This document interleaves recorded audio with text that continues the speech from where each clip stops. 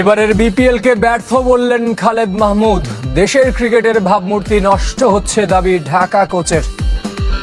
খুব একটা গুছায় যে বিপিএল টিকিটিং নিয়ে প্রবলেম, মানুষের চিল্লাচিল্লি, যা হচ্ছে ভালো কিছু হচ্ছে না। পারিশ্রমিক ইস্যুতে বিব্রত বিসিবি, 25% টাকা পেয়ে সিলেটকে হারালো দুর্বার রাজশাহী। ঘরোয়া ফুটবলে আবারও ফিক্সিং এর গুঞ্জন, 3 ক্লাবকে বাফুফের চিঠি, তদন্তে সহায়তার প্রতিশ্রুতি ক্লাব কর্তাদের। সামিট গ্রুপের সৌজন্যে শুরুতে জানাবো বিপিএল এর খবর।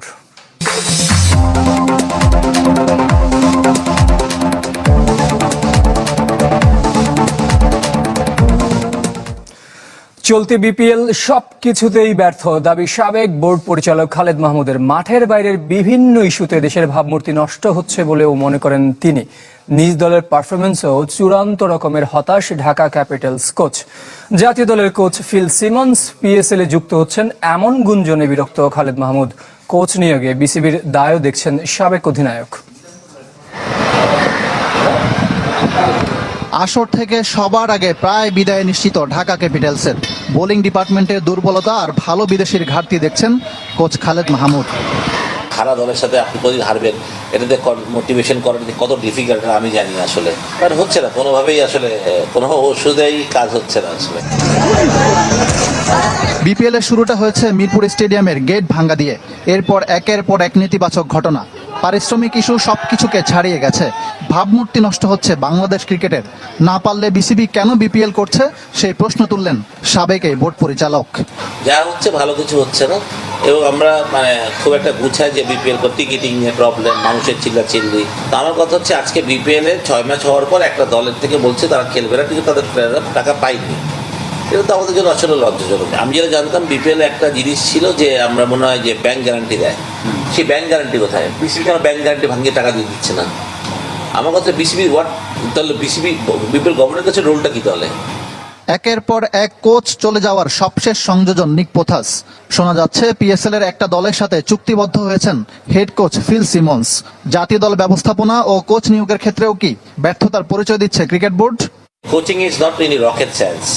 আমাদের সালাউদ্দিন যেটা পাচ্ছে সেটা তো আর বিদেশি কি শিখাবে, পারতে কি শিখাবে? আর বরং আমি মনে করি সালাউদ্দিন এক্সপিরিয়েন্স আছে, অনেক কোচের এক্সপিরিয়েন্স আছে। আপনি দেখবেন এরা খালি ওই চামড়ার কারণে চলে আসতেছে, ওই এসএক্সে কাজ করছে, ওই মিডিল সিক্স। আপনি কি ব্যাকগ্রাউন্ডটা দেখেন, কয়দিন কাজ করছে, কার সাথে কাজ করছে, কেন একে কোচ নেবো, কেন একে নিবো না, সেটা জানতে হবে। হ্যাঁ, আপনি উনি চাইতেই পারেন, আমার সেটাও তাকে সম্মানটা দেওয়া উচিত, কিন্তু এন্ড অফ দ্য ডে এটা বিসিবির কাজ, বিসিবি কাকে কোচিং প্যানেলে নেবে না। তবে চ্যাম্পিয়ন্স ট্রফির দল নিয়ে আশাবাদী খালেদ মাহমুদ। স্কোয়াডে লিটনের জায়গা হওয়া উচিত ছিল বলে মনে করেন তিনি। Liton is a class player, এটা পুরো এটা দ্বিমত করার আমার মনে হয় বাংলাদেশে খুব কম লোকই থাকবে। ইকরাম হুসাইন, চ্যানেল 24, চট্টগ্রাম।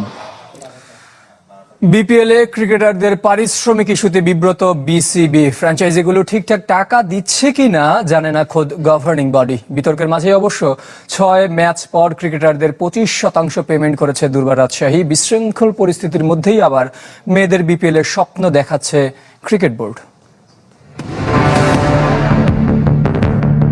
কথায় আছে টাকায় কি না হয়, অঙ্কটা যেমনই হোক 6 ম্যাচ পর পারিশ্রমিক পেয়ে উজ্জীবিত দুর্বার রাজশাহী।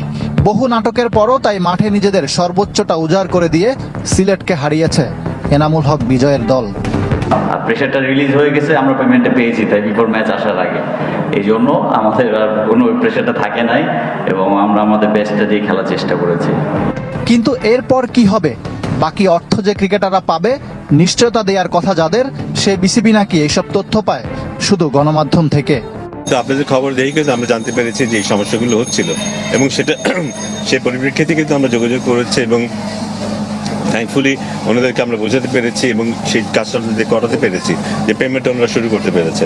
রাজশাহী ছাড়াও আরো কয়েকটি দলের বিরুদ্ধে পারিশ্রমিক আটকে রাখার অভিযোগ উঠছে। ক্রিকেটারদের সাথে চুক্তিপত্র করেনি ফ্র্যাঞ্চাইজিগুলো। কোথা থেকে কিভাবে অর্থ আসছে তারও কোনো সঠিক ব্যাখ্যা নেই বোর্ডের কাছে।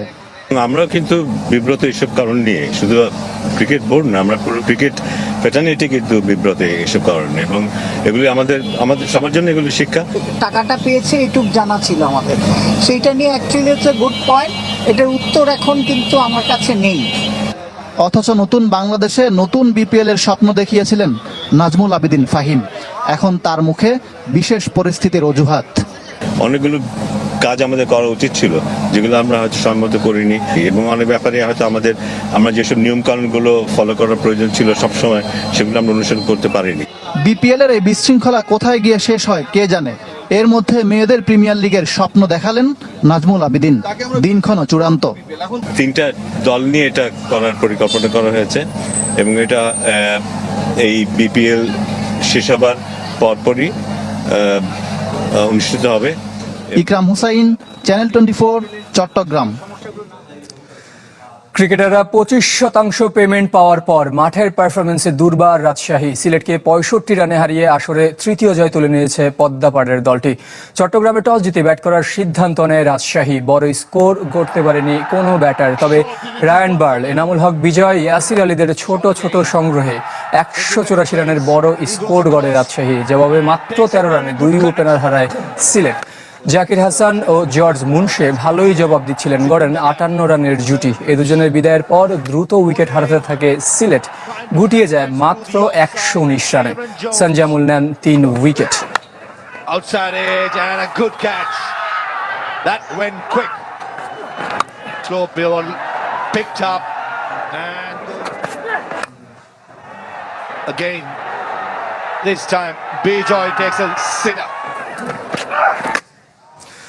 এদিকে দিনের দ্বিতীয় ম্যাচে চিটাগং কিংসের বিপক্ষে ব্যাট করছে রংপুর রাইডার্স। সবশেষ সংগ্রহ 4 উইকেটে 81 রান। চট্টগ্রামে টস হেরে ব্যাট করতে নামে রংপুর, তবে বেশিক্ষণ টেকতে পারেননি তাদের উদ্বোধনী জুটি। মাত্র 5 রান করে আলিসের শিকার তৌফিক খান, সাইফ হাসানও এই স্পিনারের শিকার।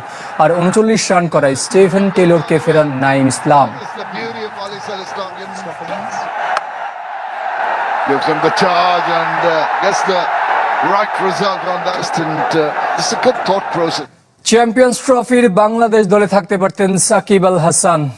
এবার এমন মন্তব্য করেছেন বিসিবির কোচ সোহেল ইসলাম। তার মতে সাকিবের শূন্যতা অনুভব করছে বিপিএল। ফ্র্যাঞ্চাইজি টুর্নামেন্টে বোলারদের ভূমিকা নিয়েও প্রশ্ন তুলেছেন তিনি।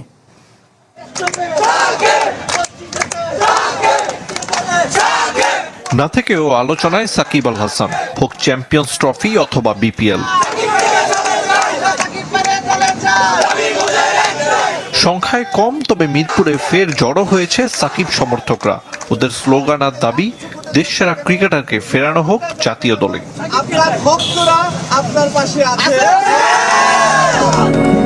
বোলিং নিষেধাজ্ঞা, ব্যাটার হিসেবে চ্যাম্পিয়ন্স ট্রফির স্কোয়াডে সাকিবকে রাখেনি নির্বাচক প্যানেল।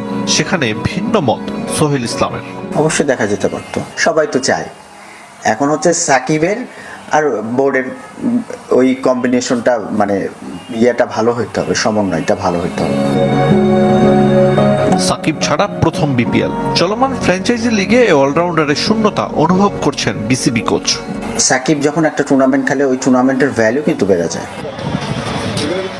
বিতর্ক সঙ্গী হলেও এবারের বিপিএলে হচ্ছে হাই স্কোরিং ম্যাচ। তারপরও ব্যাটারদের শতভাগ কৃতিত্ব দেওয়ার আগে বোলারদের ভূমিকা নিয়ে প্রশ্ন তুলেছেন। একটা টিমে বোলিং বৈচিত্র্যও কম, ব্যাটসম্যানদের জন্য খুব ইজি হয়ে যাচ্ছে খেলাটা, পারফর্ম করাটা। চ্যালেঞ্জটা খুব কম তৈরি হচ্ছে ব্যাটসম্যানদের জন্য। তাসকিনকে যদি আমি খুব কমফোর্টেবল খেলে দিই, আমি জানি যে তাসকিন 2-3 ওভার বল করবে, ওরে আমি উইকেট দিলাম না, তো বাকিগুলো অনেক ইজি। লেগি রিশাদের পারফরমেন্স দেখে আশাবাদী, তবে আইসিসি ইভেন্টের জন্য মেহেদি মিরাজ, নাসুমদের আরও পরিশ্রম করার কথা বলেছেন সোহেল ইসলাম। আরিফুল ইসলাম, চ্যানেল 24, ঢাকা। দেশের 1 নম্বর gas stove RFL gas stove, যা বেশি তাপেও ফাটে না আর হ্যাসেল ফ্রি অটো ইগনিশন নিশ্চিত করে ঝামেলাহীন রান্না। আরএফএল গ্যাস স্টোভ, নিরাপদ ও ঝামেলাহীন। কাল থেকে শুরু হচ্ছে অনূর্ধ্ব 19 নারী টি20 বিশ্বকাপের দ্বিতীয় আসর। 16 দল নিয়ে মালয়েশিয়ায় হবে 16 দিনের টুর্নামেন্ট। উদ্বোধনী দিনে বাংলাদেশের প্রতিপক্ষ নেপাল। ম্যাচ শুরু হবে দুপুর 12:30টায়। এছাড়াও একই দিনে রয়েছে আরও 10 দলের 5 ম্যাচ।